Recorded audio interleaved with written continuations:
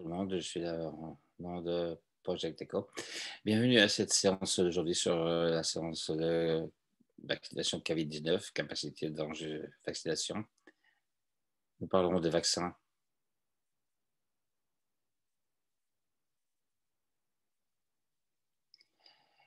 Pour rappel, vous allez avoir une fonction option interprétation aujourd'hui. Vous pourrez écouter cette présentation en français ou en espagnol. Pour ceci, vous devez cliquer sur votre globe qui se trouve en bas de page et ensuite sélectionner la langue de votre choix. Si vous cliquez sur interprétation, comme vous le voyez, vous aurez français, espagnol. Et si vous avez un besoin d'écouter seulement l'interprétation, vous pouvez également cliquer sur mettre en silence la version originale. Comme rappel, en termes de questions et de chat, vous pouvez utiliser QA pour les questions en rapport avec les sujets et la présentation. Ceci dit, si vous avez des questions en rapport avec un problème de logistique ou d'informatique, veuillez utiliser la fonction chat. Cette séance est enregistrée et votre présence est une acceptation tacite de pouvoir être enregistrée. Ces enregistrements seront partagés avec l'audience après cette séance. Et un certificat de participation sera disponible via l'Université du Nouveau-Mexique et un link dans la fonction chat à la fin de cette séance.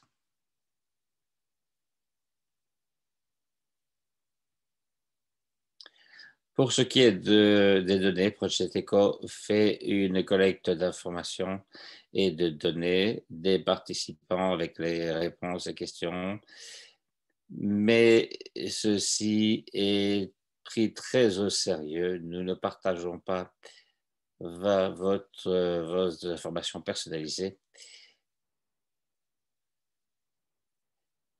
Ces données pourront être utilisées pour des rapports, des communications, des statistiques internes, évaluations, etc., mais ne seront pas partagées avec le reste du monde.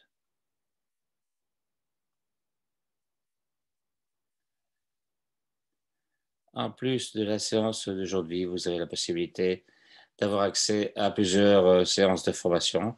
Nous donnerons cette liste de liens, de links dans la séance ou dans la section chat pour que vous puissiez y avoir accès. Orientation au développement national des plans, planification nationale de vaccination. Également celle sur la vaccination pour les travailleurs et personnels de santé et également les ressources spécifiques du vaccin COVID-19.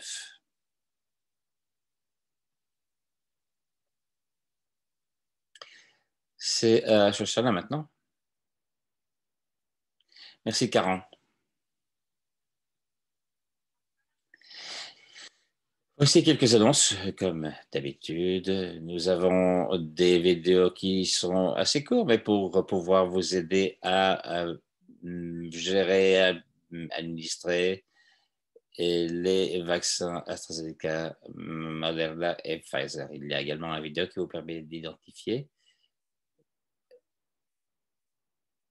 l'accès à ces vaccins. Tout ceci sera partagé avec les participants après l'appel, comme Karen a mentionné. Vous pourrez également trouver ces liens vidéo sur le site spécifique COVID-19. On peut retrouver ceci en français, chinois, russe, et sera disponible en arabe, français, espagnol et portugais sous peu. De plus, nous avons une série d'aides pour le travail pour les travailleurs de santé, personnel de santé. Il y a d'abord cette liste, checklist pour vaccin COVID-19 pour avoir une calculation adéquate et se préparer à cette tâche. Vous allez pouvoir avoir accès à cette ressource lors de cette présentation. C'est disponible en français, espagnol, arabe, russe et portugais. Le chinois sera disponible sous peu. En supplément, il y a le diagramme pour le travailleur qui travaille dans la vaccination COVID-19. Ceci est pour une compréhension plus complète du vaccin COVID-19. Cela nous aide à comprendre si la personne remplit les conditions pour être vaccinée ou pas, comment elle peut recevoir ce vaccin. Et il s'agit d'une liste qui est actualisée pour aider des femmes enceintes, par exemple, à décider si elles souhaitent se faire vacciner ou pas.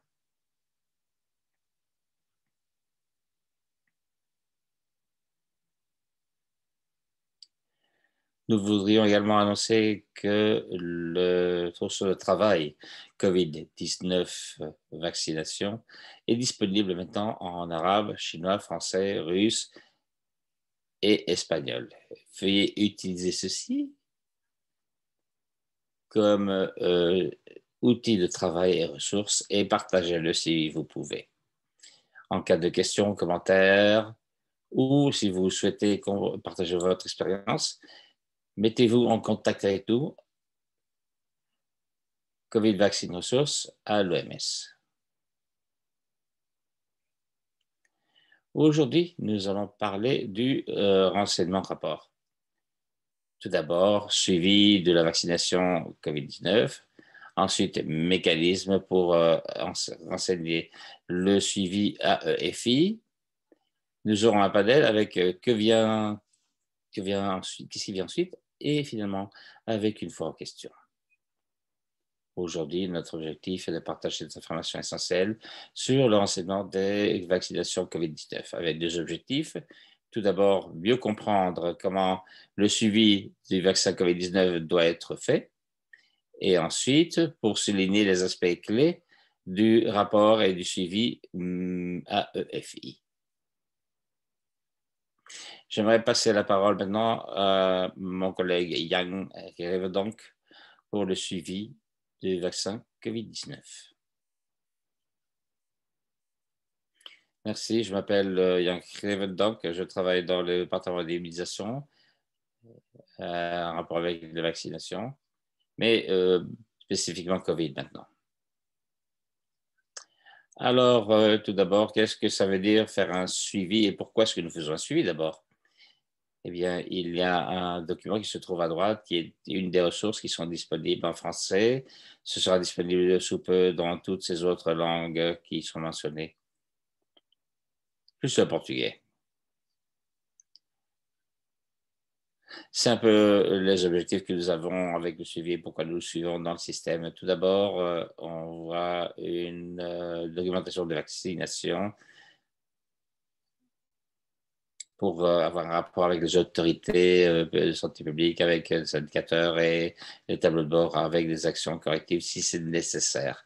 Pourquoi est-ce que c'est important? Tout d'abord, il faut faire un suivi du progrès avec la vitesse d'introduction, si vous souhaitez l'appeler comme ceci, ou que vous viviez, vous avez sans doute entendu dans la presse, ou en tout cas dans les chaînes de communication, le genre de pourcentage de personnes dans votre pays ont été vaccinées, même dans le contexte par rapport à d'autres pays, si c'est à l'avance, à l'arrière, etc.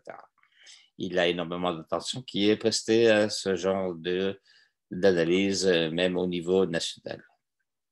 La deuxième partie de pourquoi c'est important de faire un suivi, c'est une question d'équité pour voir si les vaccins sont distribués de manière équitable dans les pays. Par exemple, la capitale du pays est peut-être parfois plus vaccinée que les gens se trouvant dans les zones rurales, avec les riches qui sont vaccinés plutôt que les pauvres, etc. Et bien sûr, d'autres dimensions peuvent entrer en ligne de compte comme le genre. Avec Covid, c'est un peu différent. Il y a une raison pour laquelle nous entendrions certains groupes d'être préférés. Tout d'abord, le personnel de soins de santé que vous êtes, mais également les personnes les plus âgées, au-dessus de 60, 65, selon la définition au niveau national. Les personnes avec des conditions sous-jacentes ou préexistantes, etc. Donc, ces personnes doivent être immunisées d'abord pour avoir de meilleurs résultats dans ces groupes par rapport aux autres initialement. Ensuite, d'autres fonctions importantes du système de suivi est de donner un aperçu des vaccinations.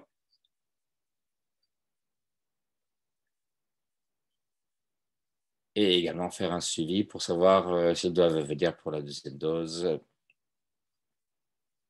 ainsi que le renseignement d'événements inattendus ou adverses au niveau de l'efficacité du vaccin.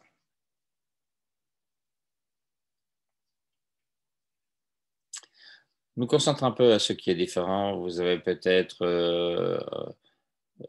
conscience de la façon dont le vaccin de la grippe est distribué. Ici, c'est différent. Tout d'abord, vous le savez, beaucoup de vaccins sont disponibles avec une efficacité différente, un profil de sécurité qui varie, une durée de protection. On ne sait pas encore combien de temps ces vaccins seront efficaces et autre chose. Même certains pays vont avoir à un certain moment 5-6 vaccins différents et ceci sera accessible par la population. Ensuite, vous avez déjà entendu dire certainement il a une difficulté à l'heure de définir un objectif parce que toute la population est difficile à atteindre et donc difficile de quantifier le nombre de personnes qui se trouvent dans chaque groupe et comment on peut mesurer l'approbation. Il s'agit donc d'une difficulté ajoutée que nous avons dans ce cas. La troisième chose que je voudrais mentionner, c'est l'importance qui est donnée à la vaccination. Cette fois-ci, avec le COVID, il y a une pression politique, une pression de la population, des moyens de communication, le besoin d'avoir des informations qui n'ont jamais été vues auparavant dans une campagne de vaccination et ça s'est produit dès le départ. Il y a également des questions de prioritisation avec des questions d'équité et même une question de personnes qui veulent être vaccinées en avance de leur catégorie. Et finalement, il y a bien sûr des incertitudes au niveau de la durée de la protection. Ce sont des questions auxquelles nous n'avons toujours pas de réponse parce que nous ne savons pas en fait quelle est la stratégie à long terme. On sait ce que la pandémie est, mais selon le type d'efficacité de la vaccination va nous amener dans une situation euh, continue ou saisonnière ou définitive. Étienne a mis un lien au tableau de bord pour COVID-19. Ceci vous montrera une information précise sur la distribution du vaccin. Je vais aller un peu plus vite, tout d'abord pour dire que selon l'endroit où vous vous trouvez, votre pays peut avoir un ou deux systèmes pour faire un suivi de vaccins. Le premier qui est normal dans les pays à revenus moyens ou médiocres. Je vais parler un peu moins vite si possible. Beaucoup de pays à revenus moyens ont un système de rapport ou d'information qui veut dire que il y a un suivi du nombre de vaccins ou de vaccinations qui sont offerts dans l'autre système qui est électronique, le système d'immunisation électronique. Toutes les informations d'immunisation ont les noms des individus et les vaccins qui sont administrés et centralisés dans une base de données qui peut être à laquelle on peut avoir accès. D'une manière ou d'une autre, il y a des bases de données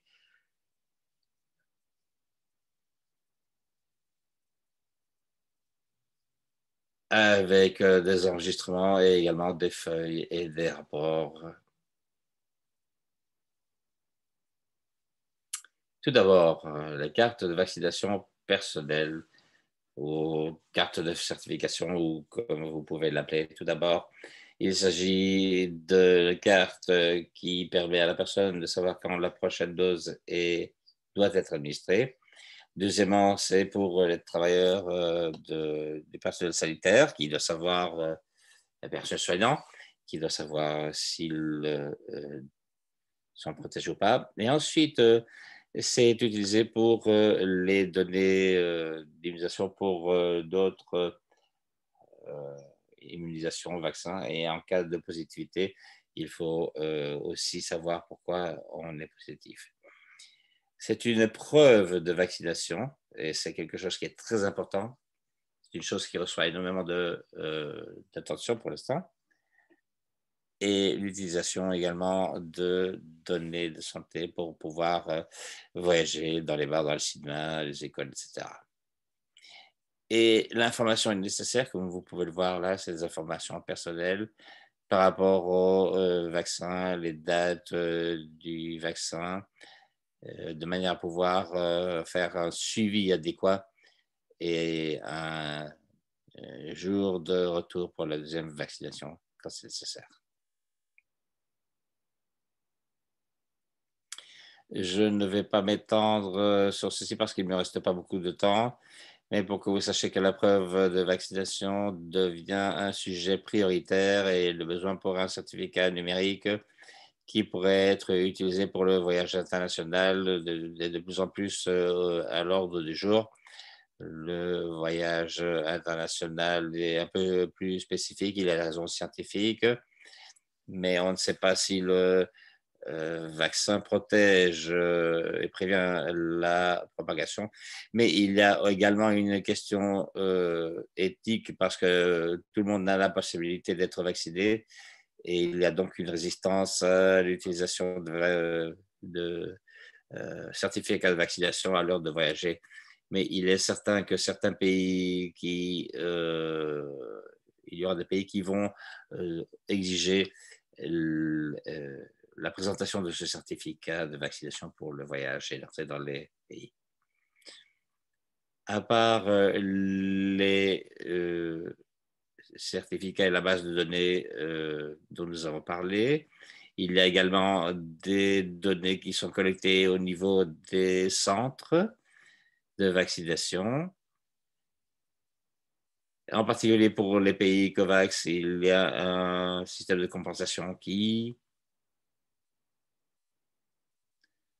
compense, rémunère les personnes qui ont des allergies à FI,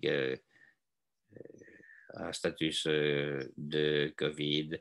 Et tout ceci doit être enregistré correctement.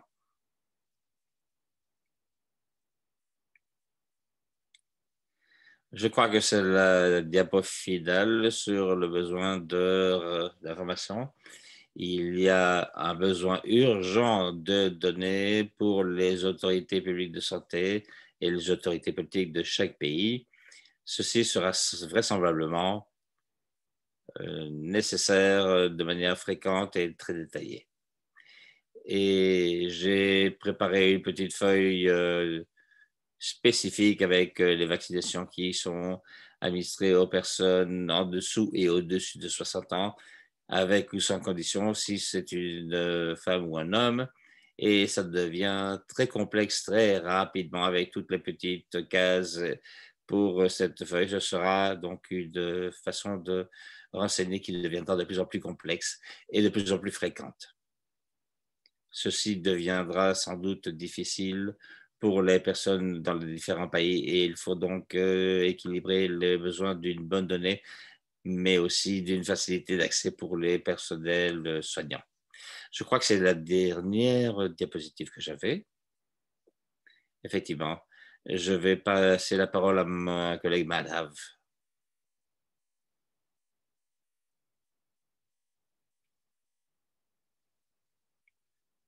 Merci, merci Yann. Après cette bonne introduction faite par Yann, je vais continuer avec les mécanismes pour l'information et le suivi de la procédure d'immunisation. Il va s'agir d'une séance très pratique. Ça va être également très facile à suivre, j'espère. Ce que nous voyons ici, c'est ce qu'on appelle le cycle de surveillance pour l'immunisation. Le cycle commence avec la détection, ce que l'on voit ici, peut être détecté pour des effets pratiques par le patient lui-même. Parfois, on ne donne pas les vaccins pour les enfants, celui-ci a été préparé initialement, mais c'est une personne assez âgée, une personne qui est responsable pour quelqu'un d'autre qui va également renseigner ceci. Et il s'agit d'une situation qui est renseignée et le système, à ce moment-là, passe au stade de notification. À partir de ce moment-là, on a un niveau de rapport. Ça veut dire quoi, rapporter? Ça veut dire pour un suivi de l'immunisation. Ça peut être un travailleur de personnel de soins de santé, une infirmière, un infirmier ou un docteur. Une fois que ceci est fait, on est à l'étape suivante qui est celle de la recherche. Lorsque un événement est renseigné, pas chaque événement a besoin d'être étudié. Maintenant, les événements adverses, contraires, peuvent être une anomalie congénitale, une hospitalisation. Tout ceci doit être étudié et recherché. Ensuite, nous passons à l'analyse. Ce qu'il se passe là, c'est que les données sont placées dans une liste et sont analysées. Et j'expliquerai ceci dans davantage de détails dans quelques instants. Ensuite, nous passons à l'évaluation de l'essai et de la causalité. Entre les événements adverses qui sont renseignés, on essaie de trouver ce qui cause cette situation. Est-ce que c'est un rapport avec le vaccin ou est-ce que c'est une coïncidence ou est-ce que c'est quelque chose au milieu que je n'arrive pas à déterminer? Et c'est pour ça que l'on utilise le mot pas déterminé. Voilà le principe de base. Passons à étudier la situation spécifique à COVID. Qu'est-ce qui a changé et pourquoi est-ce que ça a changé? Pour COVID, nous avons multiplié les efforts et développé ce manuel qui est disponible pour vous pour être téléchargé. C'est très utile et il y a un outil de communication qui vous dit comment vous devez parler aux parents, comment vous devez parler aux personnes vaccinées, comment vous voulez parler aux personnes qui ont la garde d'autres personnes, quelles sont les conditions pour renseigner ces cas et notifier le système. Ça, c'est la première chose. Lorsque l'on voit la phase de rapport, il y a un document harmonisé qui est disponible pour tous les vaccins. Ça a été modifié pour COVID, si vous pouvez voir. Ce que l'on peut voir sur l'écran ici est disponible. Il suffit d'aller en ligne et le manuel que je vous ai montré a des liens pour ceci. Vous cliquez ici dessus et vous allez avoir accès à ce document de rapport. Qu'est-ce qui change? Ici, il faut dire quel est le nom du fabricant et voir le groupe d'âge. Il y a des variantes qui sont spécifiques au COVID qui ont été incluses. Yann a mentionné la question du mécanisme de compensation sans faute.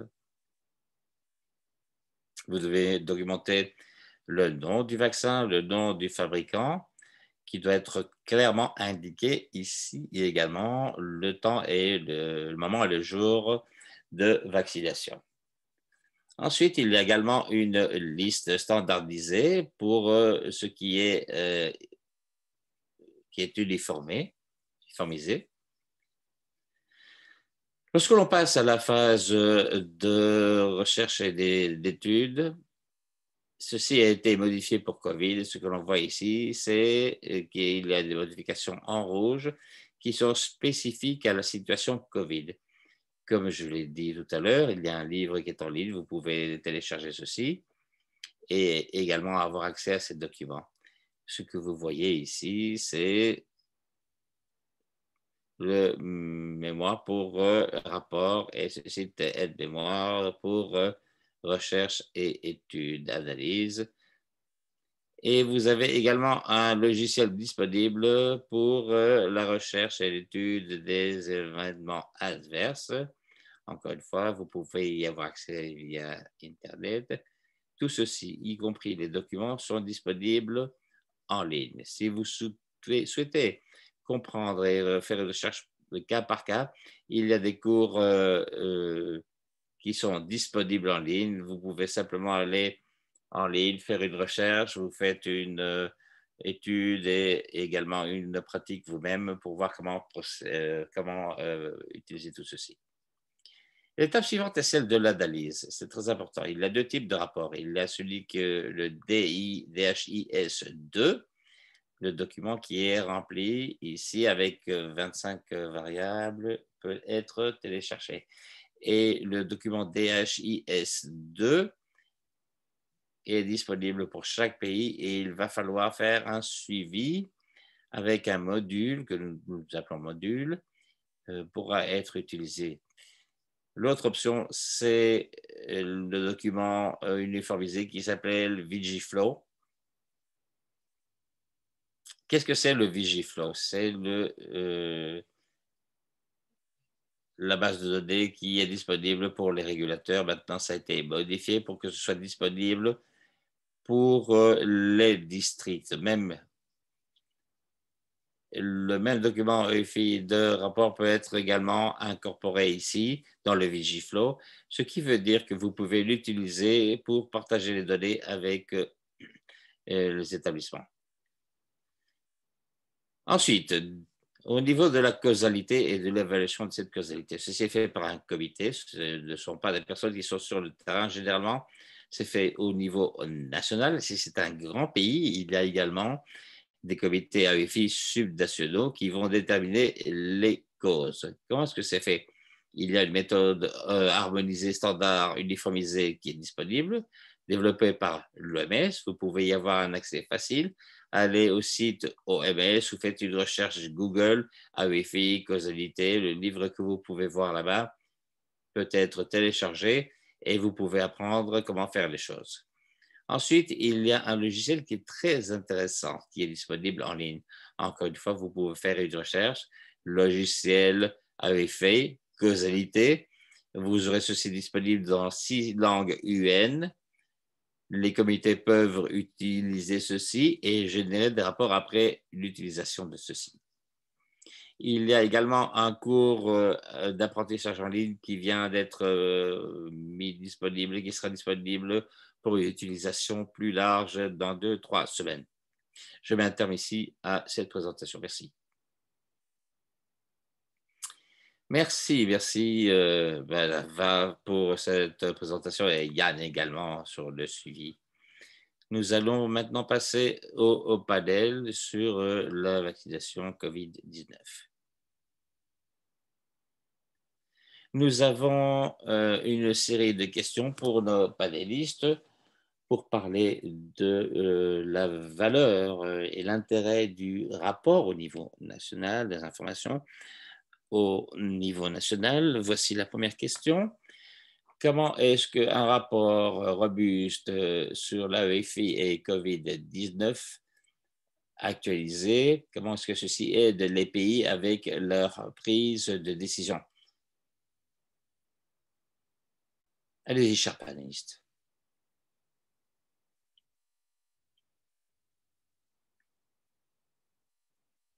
Eh bien, moi, je vais d'abord répondre pour ce qui est de la mise à jour. Pourquoi est-ce que c'est fait? C'est pour détecter des problèmes dans la mise en exécution et de voir quels sont les problèmes d'origine pour comprendre les problèmes, pour savoir pourquoi un pays est plus long à l'heure de faire la distribution de ce vaccin. Est-ce que c'est une question d'infrastructure ou de vitesse d'exécution dans la distribution?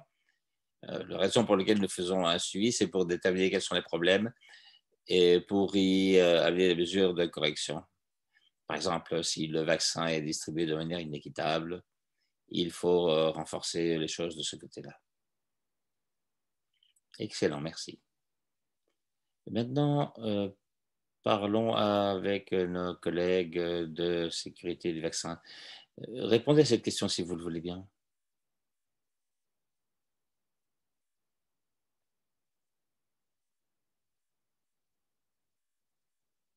Il faut que vous branchez votre micro, s'il vous plaît.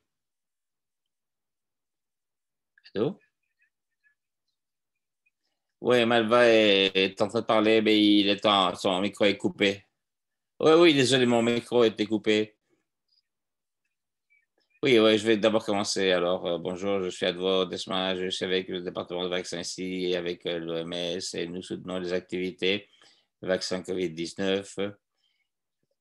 Simplement, deux, trois questions, deux, trois réponses plutôt pour les nouveaux vaccins. Il est toujours important une fois que le vaccin a été approuvé et homologué, de faire un suivi parce qu'il s'agit d'un événement si rare et il se peut que certaines choses n'aient pas été détectées lors des essais cliniques. Il faut donc un suivi robuste, un système de suivi robuste. Dans le contexte de la réponse à la pandémie, il est de plus en plus important que le vaccin soit dynamique dans la distribution et dans plusieurs pays. Il est très important de faire un suivi et de montrer que toutes les questions de sécurité accumulées dans les différents pays qui utilisent le vaccin peuvent être utilisées pour savoir s'il doit y avoir des recommandations actualisées qui sont nécessaires, par exemple, au niveau du risque de la santé. Il y aura une identification lorsque les vaccins sont en utilisation et en particulier pour certaines subpopulations où le vaccin peut être adapté en fonction des besoins. Le dernier point que je souhaiterais mentionner, c'est en ordre de pouvoir avoir une base de données aussi robuste, il faut que les personnes qui ont un effet adverse cherchent l'assistance d'un spécialiste du soin de santé pour ensuite pouvoir renseigner le système de manière adéquate. Merci, Madva. Oui, je crois que ma collègue a merveilleusement parlé de tous les points qui devaient être mentionnés. Je voudrais rajouter simplement que vous devez savoir que du point de vue des soins de santé, les professionnels sont toujours très inquiets avec ce type d'informations. Qu'est-ce qui se passe réellement? Rappelez-vous spécialement le point numéro 3. Qu'est-ce que l'on a retenu des pays de la mise en place avec le AEFI et le COVID-19? Tout ce que vous faites est essentiel pour pouvoir consolider et comprendre ce qu'il se passe. Pour votre information au niveau mondial, les données que vous nous donnez en forme de rapport et il s'agit de quelque chose qui est suivi de manière soigneuse, de manière hebdomadaire pour la prise de décision quand c'est nécessaire. Et rappelez-vous, s'il vous plaît, que le personnel soignant et le personnel professionnel médical doit nous renseigner les cas AEFI et COVID-19. C'est très important parce que nous recevons des bouts d'informations qui ensuite nous permettent de comprendre ce qui a été fait et ce qui doit être fait. Alia, dans quelle mesure le système de rapport à effet est en rapport avec la compensation? Oui, je ne sais pas si beaucoup de personnes connaissent le programme de compensation. Je vais rapidement en parler. Il s'agit d'un programme qui a été préparé essentiellement. Bon, nous savons que les vaccins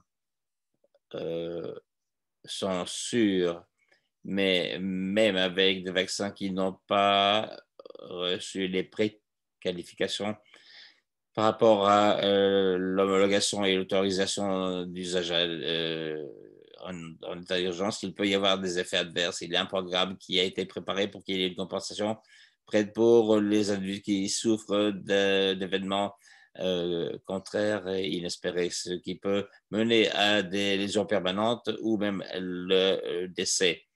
Ceci est défini comme une hospitalisation ou une prolongation d'une hospitalisation qui déjà est réelle pour au moins 24 heures avec une incapacité partielle ou totale, mais surtout pour une incapacité permanente et ou un décès. Dans ce cas, les individus qui vivent dans les économies de marché avancées, qui également vivent dans des pays pays à bas revenus, il existe un mécanisme de compensation via COVAX. Une personne qui réside dans ces pays a la possibilité de recevoir cette compensation. Pour pouvoir recevoir une compensation, le programme va être actif dès demain. Même si les personnes qui ont déjà reçu les vaccins peuvent encore soumettre leur requête, Le portail devient actif demain. Il s'agit de covidclaims.com. Je mettrai ça dans la réponse pour que les personnes puissent y avoir accès. Il y a un tas d'informations avec des questions, des réponses sur le programme. En termes de suivi, la chose la plus importante est que certaines informations sont absolument essentielles. Diane l'a mentionné. Il nous faut l'information sur le numéro du groupe de vaccins. Et malheureusement, je dois dire qu'il s'agit d'un accord qui ne sera pas valable pour les pays qui n'ont pas cet accord avec COVAX. Donc, il nous faut un numéro d'envoi pour pouvoir déterminer quel vaccin a été administré. Et comme ça a été mentionné, vous avez les données de la vaccination, le site de vaccination, également une information sur le bilan du vaccin, etc., etc. Je suis bien entendu disposé à répondre à toutes les questions que vous pourriez avoir. Merci Alia, je viens de trouver une question dans le box QR parce que je crois que c'est très important avec par rapport à ce que nous mentionnons. C'est une question qui est la suivante. Comment est-ce qu'une investigation robuste a un effet de contrepoids par rapport à l'abus? Alia peut-être et Mada pour répondre à cette question? Parce que c'est très rapport avec ce que nous mentionnons ici. Oui, alors, je crois que on parle de réclamations frauduleuses, je suppose. Clairement, les gérants de réclamation sont très préparés pour ceci. Et une des raisons pour lesquelles ces administrateurs de réclamation ont été choisis, c'est parce qu'ils ont une présence, ils ont accès, ils peuvent faire une recherche au niveau des pays. En supplément à ceci, lorsqu'il y a une réclamation qui est formulée, il y a un document qui doit être rempli, mais il y a aussi un autre document qui doit être rempli par le membre du personnel soignant et il y a des questions sur l'hospitalisation et ainsi de suite. Il y a beaucoup de choses là-dedans et s'il y a un doute, il y a la possibilité de mener une investigation, une enquête. Merci. Nous allons continuer avec ce qui vient après pour passer ensuite à la foire aux questions. Je vois qu'il y a des tas de questions qui sont en train de nous arriver. Alors, passons à la diapositive suivante, si vous le voulez bien.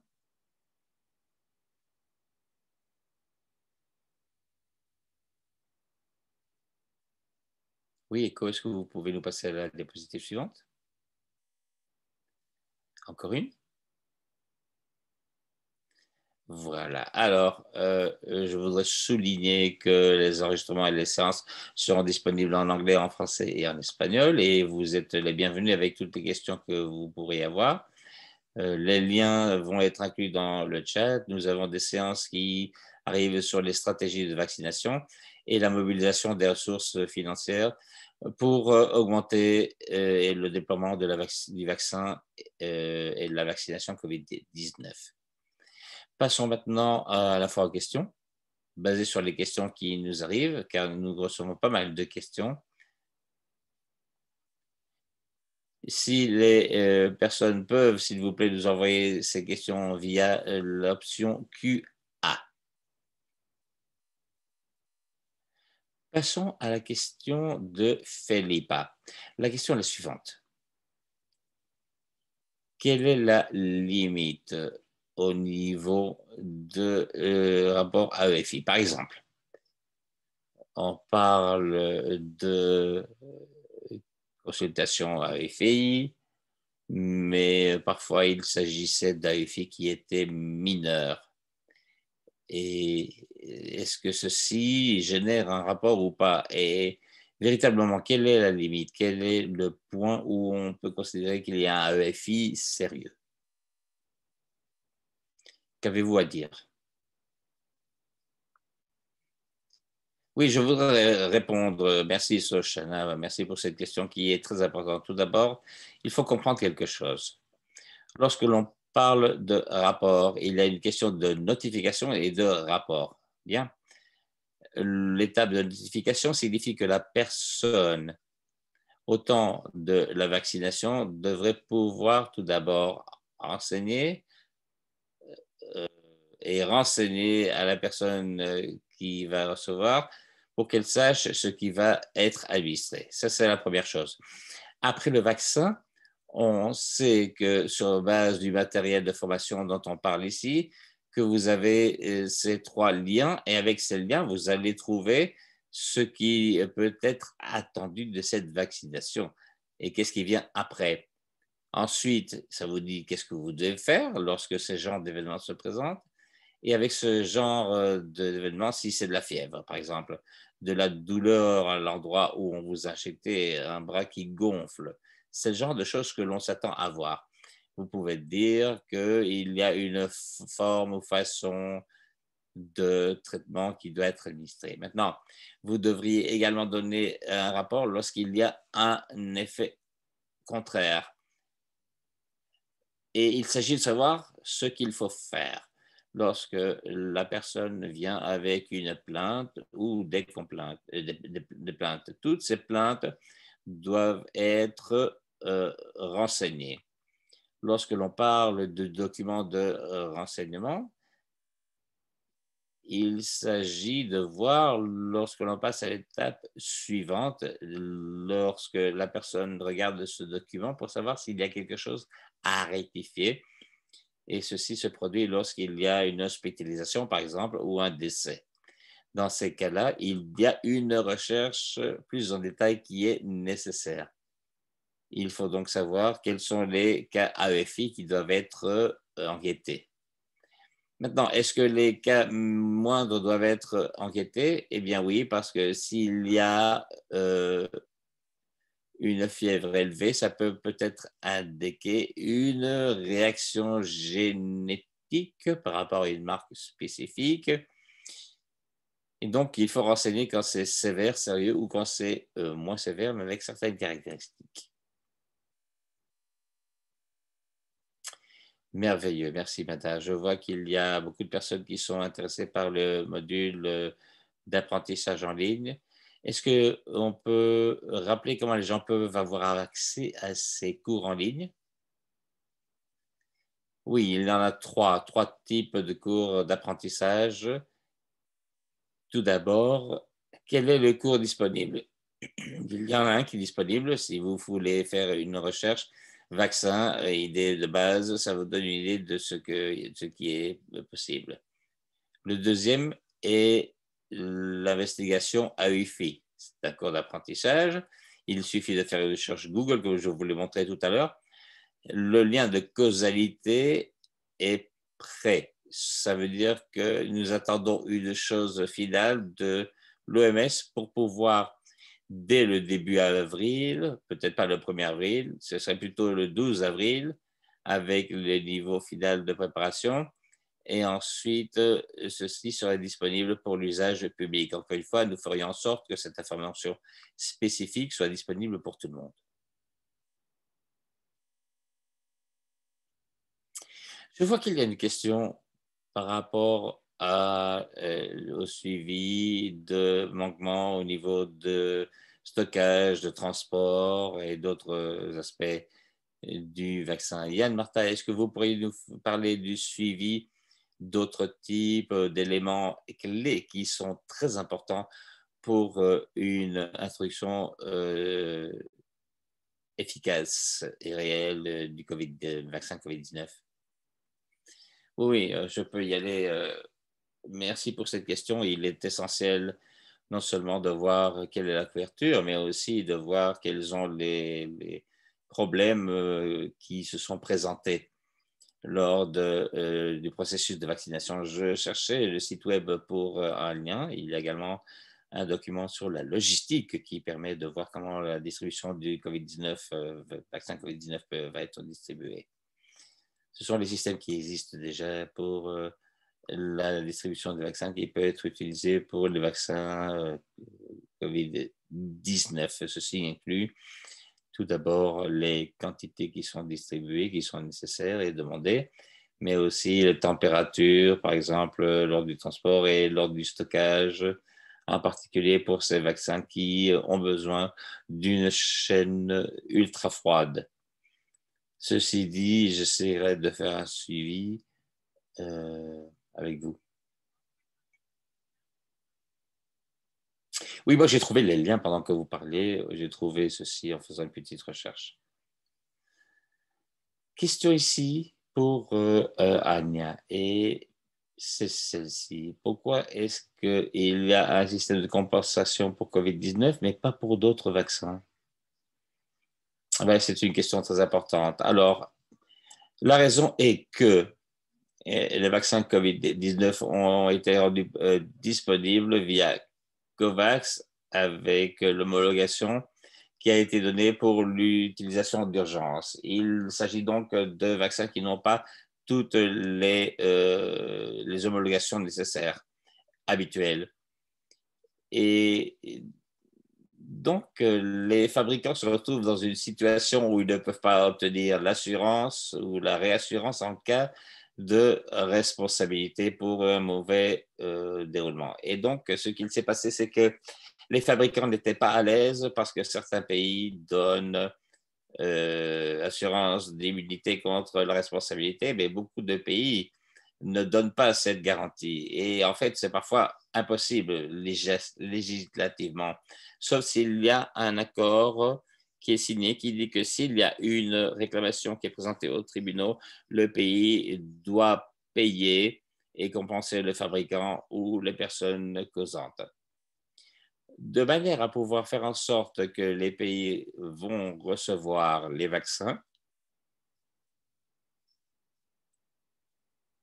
nous avons préparé ce système de compensation COVID-19. Et donc, la réponse courte, c'est parce que les vaccins sont sur base d'usage d'urgence.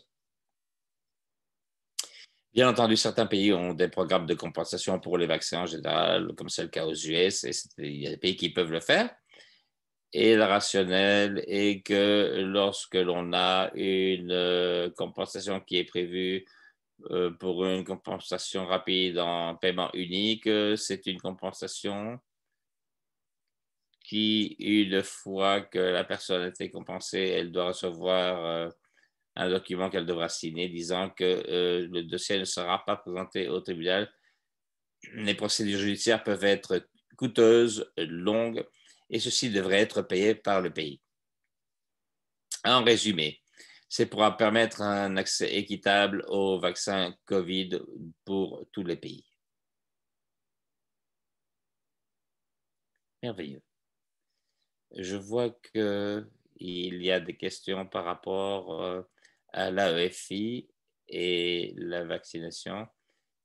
Qu'est-ce qui est permis dans le système de compensation? Anya, est-ce que vous pourrez répondre à cette question?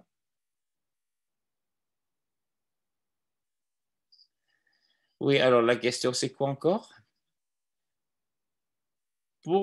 Quelle est la marge entre la vaccination et la possibilité de pouvoir avoir accès au système de compensation? Oui, alors il y a une période qui s'étend sur 5 ans maximum. Et donc, tout ceci est sur le site web en davantage de détails. Mais en résumé, une personne peut faire une réclamation en déant les 5 ans à partir du moment de l'administration. Disons que chaque vaccin a une période de renseignement de rapport avec une couverture de 24 mois. Et ceci commence à la date d'injection du vaccin dans n'importe quel pays. Donc, par exemple, nous savons que Pfizer a d'abord été donné le 8 décembre au Royaume-Uni. C'était la première fois que ça a été utilisé. À partir de ce moment-là, il y aura 2 ans pour que ce vaccin, jusqu'au 8 décembre 2022, pour qu'une personne qui reçoive ce vaccin dans cette période de temps puisse demander une compensation s'il y a un événement contraire sérieux. En plus de cela, il y a 36 mois supplémentaires. et la différence de temps entre le moment d'administration jusqu'à la fin de cette période de 2 ans qui s'appelle la couverture initiale, plus 36 mois. Il y a donc suffisamment de temps pour que n'importe quel événement contraire uni aux personnes puisse fonctionner.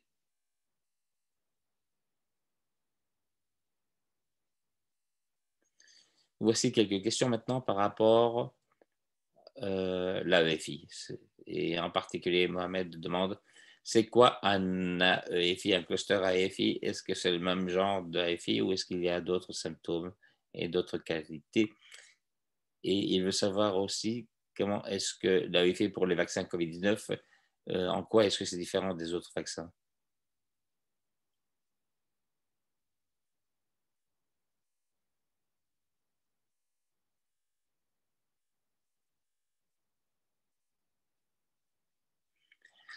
Désolé, j'ai un signal Wi-Fi qui est très instable. Alors, Shoshana, je crois que la question que tu viens de poser est celle-ci. Comment est-ce que la FI fait un suivi un peu différent du vaccin?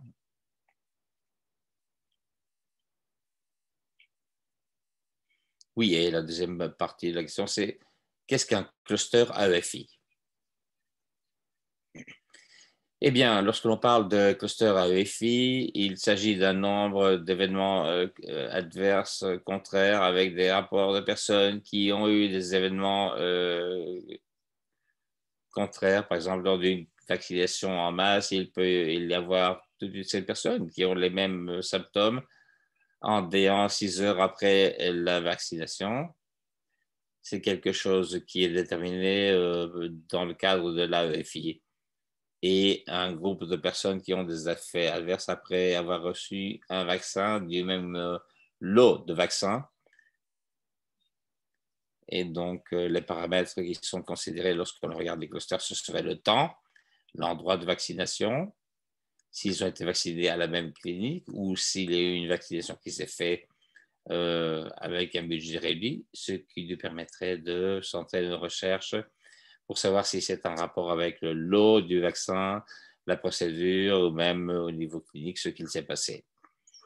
En termes de COVID AFI, et en quoi est-ce différent? Je crois que j'ai mentionné qu'avec n'importe quel nouveau vaccin, il est important d'avoir une attention qui est prêtée au rapport AEFI. Par exemple, avec 3 essais cliniques qui existent avant qu'un vaccin soit mis en liberté. Ici, nous avons reçu de l'OMS,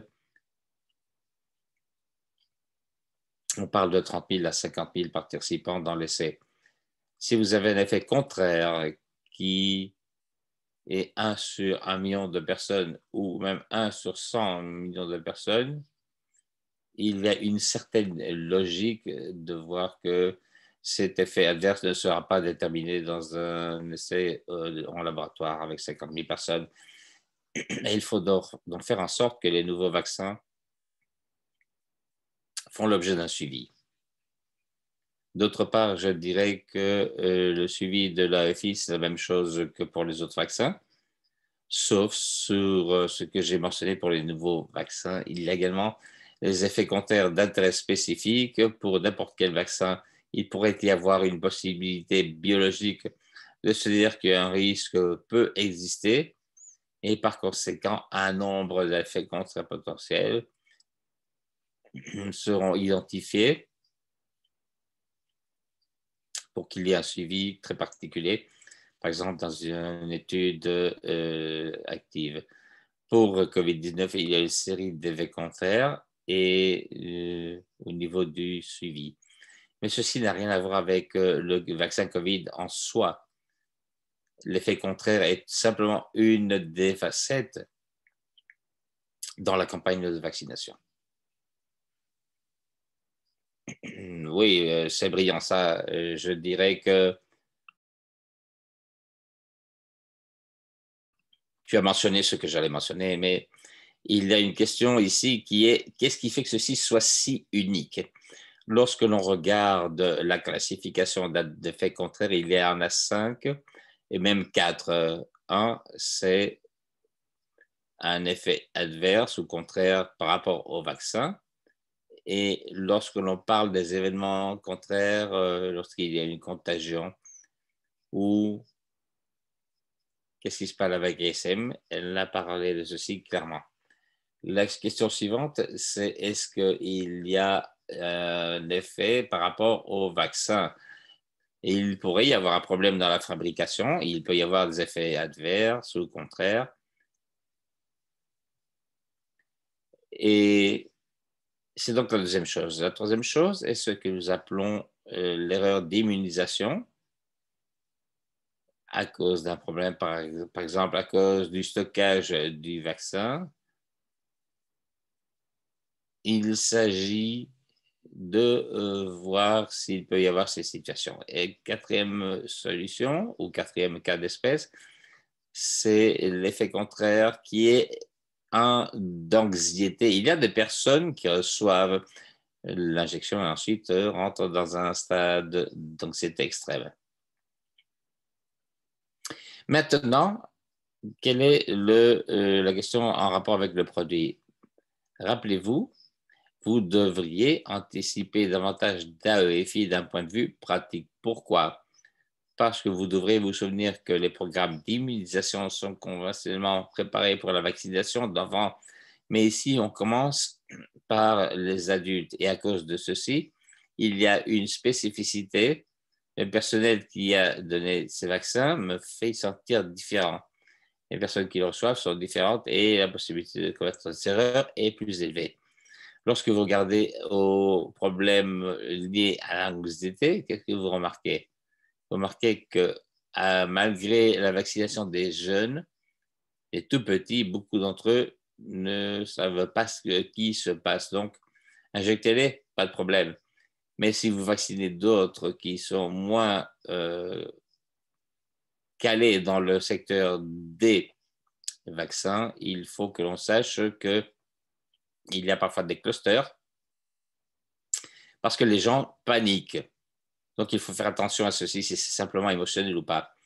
Le dernier point, lorsque vous vaccinez, si vous allez donner ces vaccins COVID-19 et il y a une reprise de l'épidémie qui se passe dans une zone avec des thrombosites, ce genre d'effet contraire, nous ne savons pas si c'est à cause du vaccin ou si c'est parce que vous aviez des raisons spécifiques. Donc, lorsque l'on fait la recherche AEFI, il faut faire très attention de non seulement regarder le patient, mais également regarder toutes les variantes pour savoir s'il faut éliminer les autres possibilités ou pas. Merveilleux, merci Alba et Madame. En conclusion, quelques paroles finales de chaque de nos présentateurs. Yann, Martha, Alba et Mada, allez-y. Nous terminerons avec Alia. Quel est votre commentaire final? Même si c'est très court, mais va droit au but.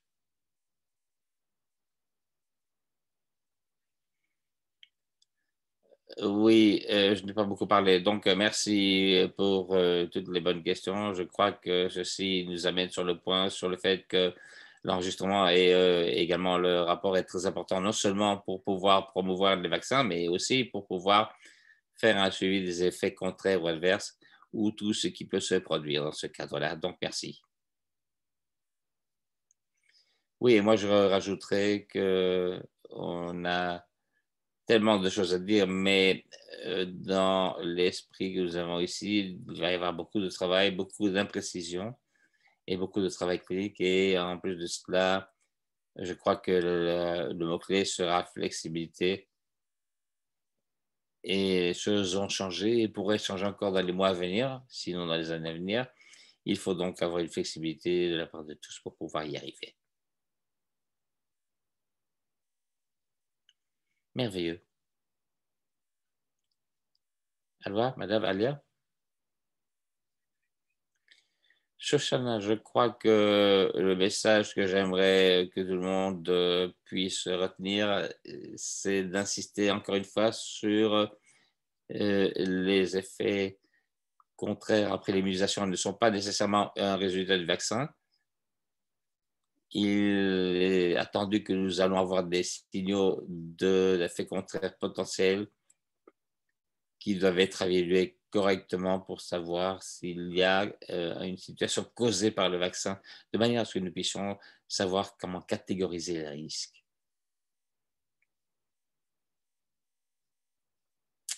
Merci, Shoshana. Je voudrais insister sur une chose spécifique.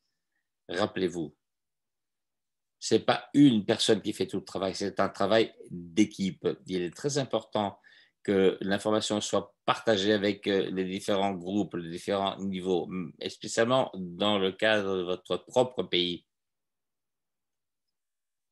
Toutes les informations, l'intelligence doivent être partagées et c'est essentiel pour le succès de ce programme.